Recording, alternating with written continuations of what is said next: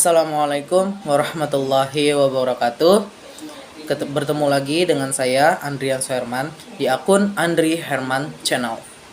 Baik, di video kali ini saya akan membahas sebuah struktur data searching, yaitu saya akan membahas tentang sequential searching.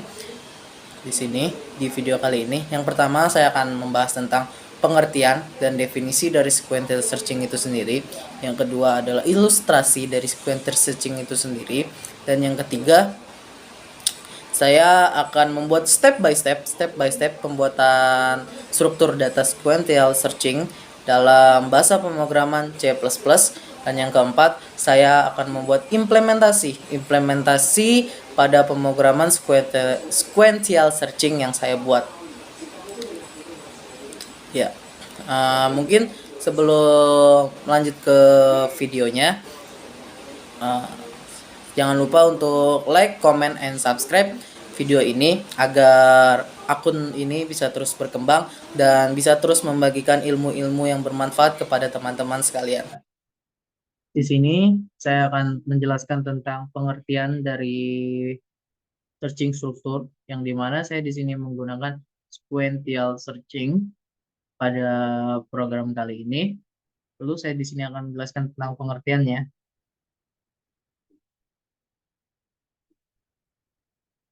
Ya.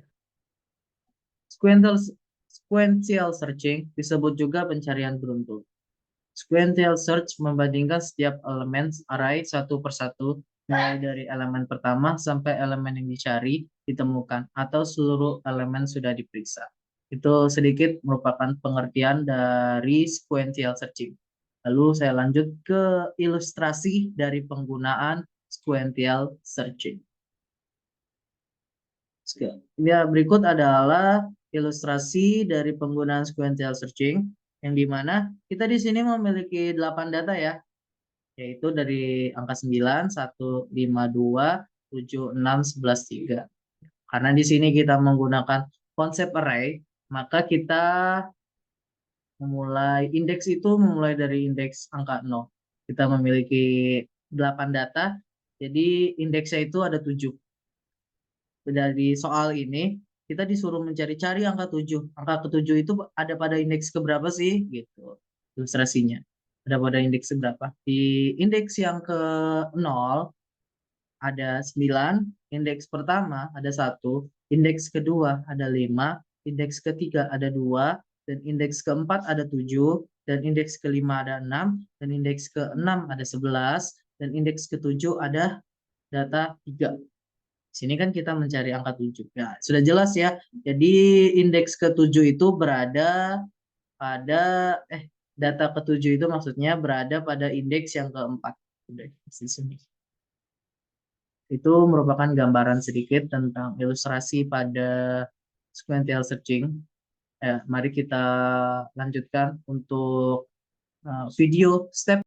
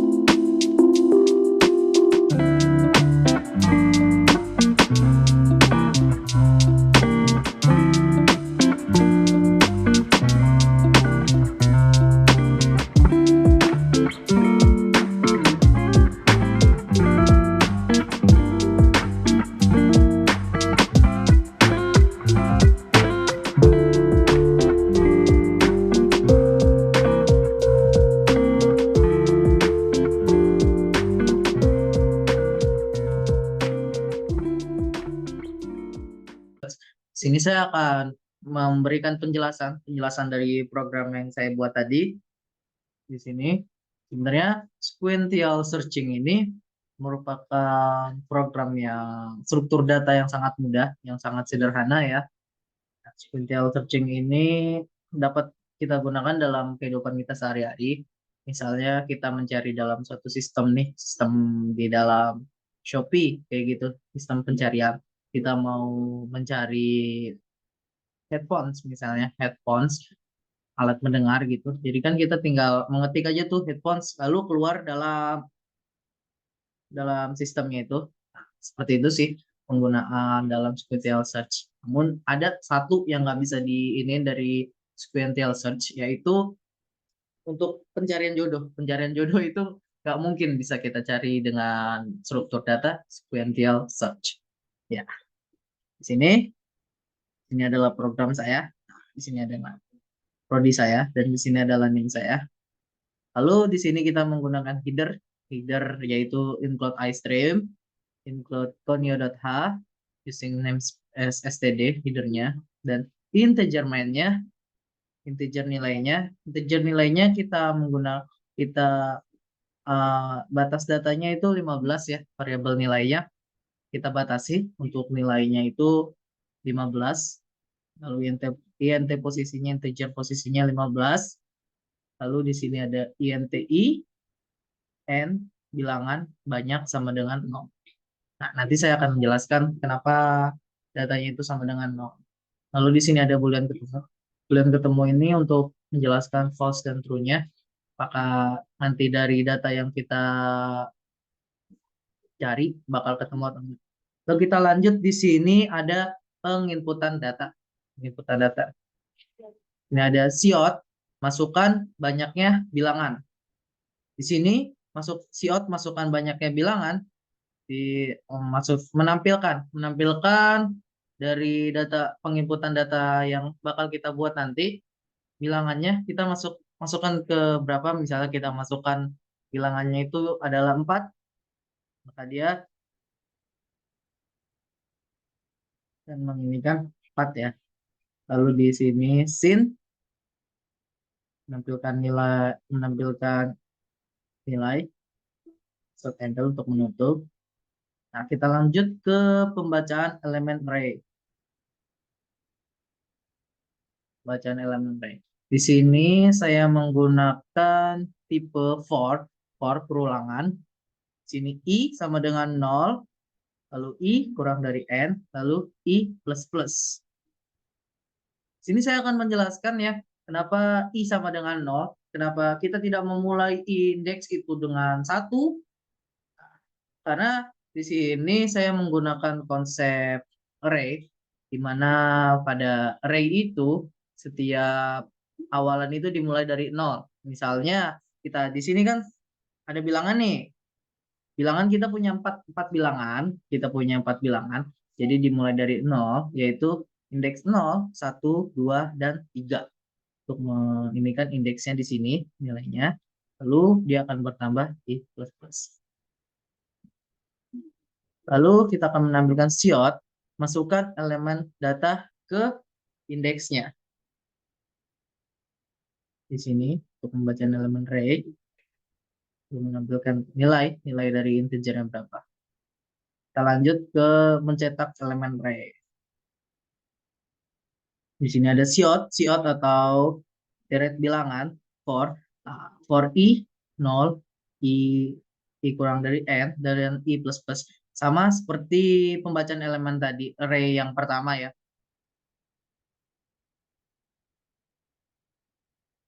Itu datanya. Siot nilai, mencetak elemen array. Untuk mencetak elemen array deret bilangan dari sini. Nah, untuk ini mencetak elemen array ini berasal datanya dari sini ya, dari bilangan yang ada di sini. Misalnya kita punya 4 bilangan, berapa banyak sih ntar data yang kita akan ini, nanti dia bakal mencetak sendiri kok. Nanti bakal kita buktikan dengan compile and run. Lalu di sini ada penginputan data yang akan kita cari. cout, cout masukkan bilangan yang akan dicari. Ini menampilkan data bilangan yang dicari, dan sin-nya itu yaitu bilangannya berapa. Ya, di sini kita melakukan pencarian data. Sebenarnya melakukan pencarian data di sini merupakan tipe dari sequential search itu sendiri. Yang itu dari tipe sequential search maksudnya ya. Ini untuk for menggunakan tipe perulangan tadi ya. Indeksnya 0, indeks terus i kurang n, lalu menggunakan i plus plus di sini. Kita melakukan pencarian data ini pada data if nilai indeks sama dengan bilangan, lalu ketemu sama true, kita akan melakukan pengujian pada data berikut dengan menggunakan notepad. Tapi sebelum itu kita harus mempunyai bilangan dulu. Banyaknya bilangan. Bilangan kita di sini sama dengan buat 4 ya. 4. Lalu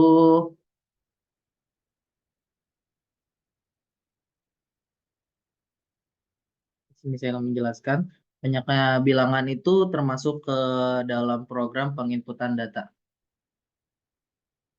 Lalu kita masuk ke program pembacaan elemen array-nya.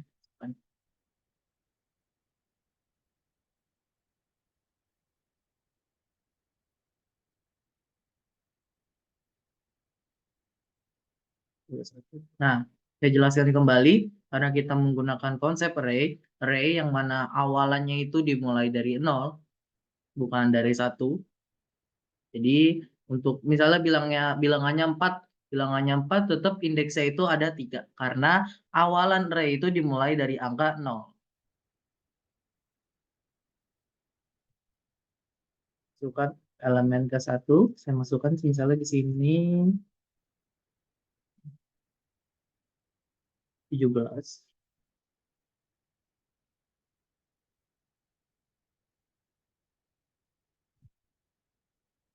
Dan elemen kedua 10. Masukkan elemen ketiga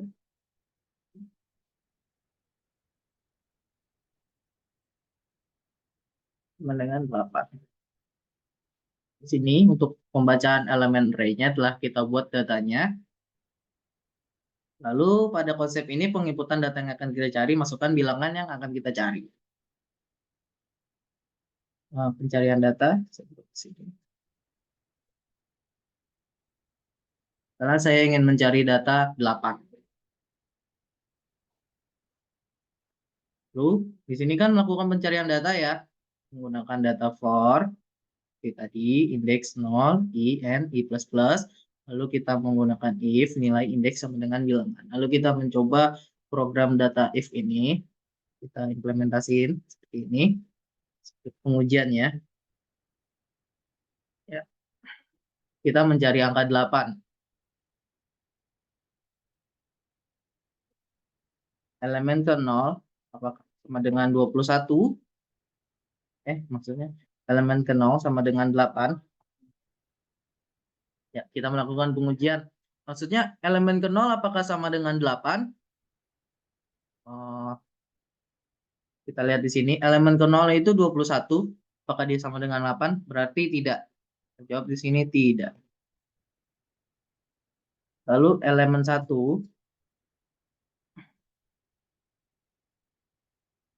sama dengan 17. Elemen salah. Elemen 1 maaf. Kita mencari angka 8 ya. Elemen 1 apakah sama dengan 8? Ya, kita tahu sendiri di sini bahwa elemen 1 itu sama dengan ke 17. Jadi kita yang mencari pencarian data itu kita mencari angka 8. Berarti pengujian datanya itu tidak.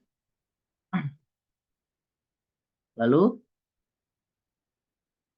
kita terus lagi sampai ketemu angka 8-nya itu ada pada elemen keberapa sih? Ada pada indeks keberapa seperti itu.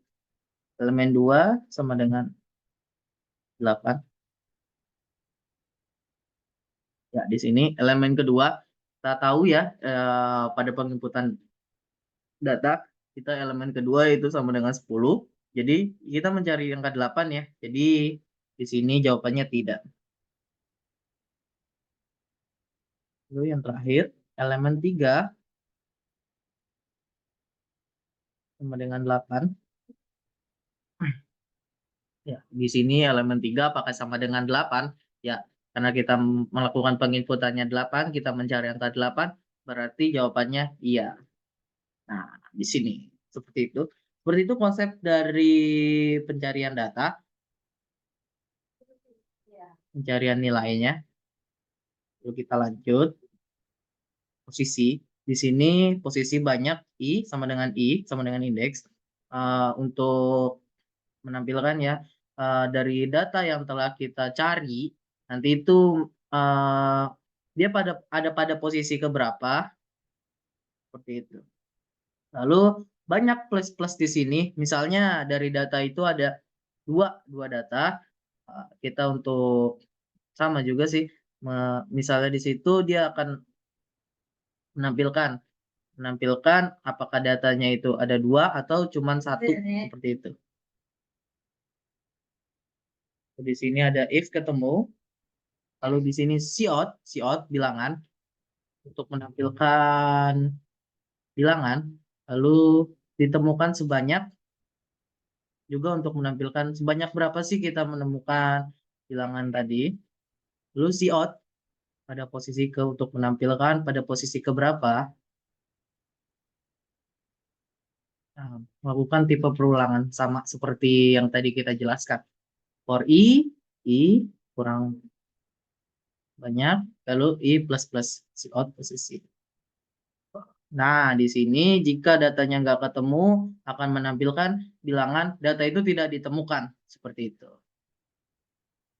Untuk menampilkan program ini apakah ada errornya atau enggak, mari kita coba run dan kita coba implementasikan melakukan compare and run ini pada hasil outputnya.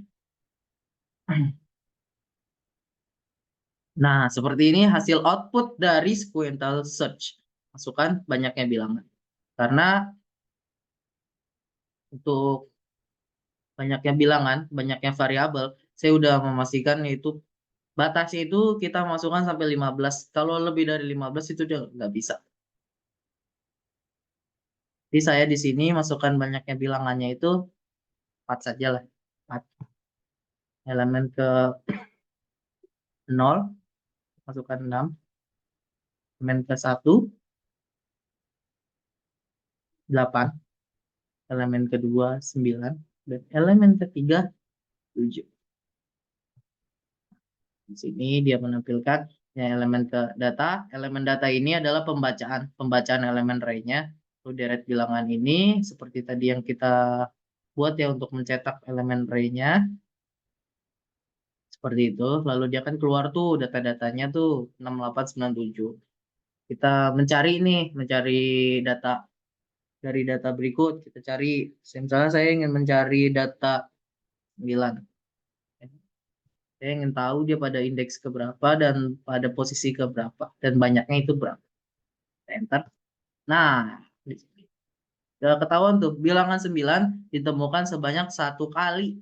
Karena bilangan 9 itu dan pada posisi kedua karena kita pada bilangan 9 ini kita hanya menginput 1 kali. Lalu bagaimana sih kalau kita menginput 2 kali? Jadi gunanya banyak plus-plus itu untuk ini sih untuk ngecek dari data yang kita cari itu ada berapa banyak bilangannya. Ya, sebentar. Kita coba jika datanya itu ada 2.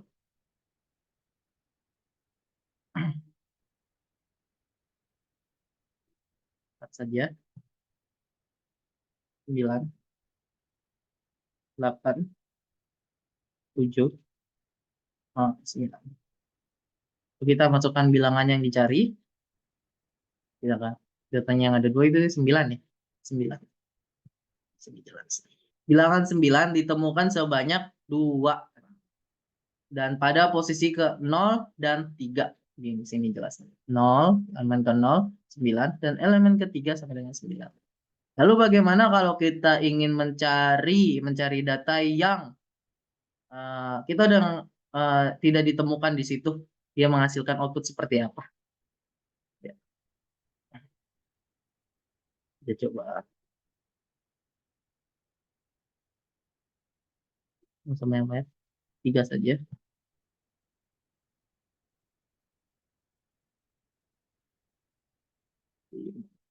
Bukan bilangan yang akan kita cari, kita coba mencari dari data yang kita input itu, nggak ada ya. Dia akan menghasilkan output seperti apa.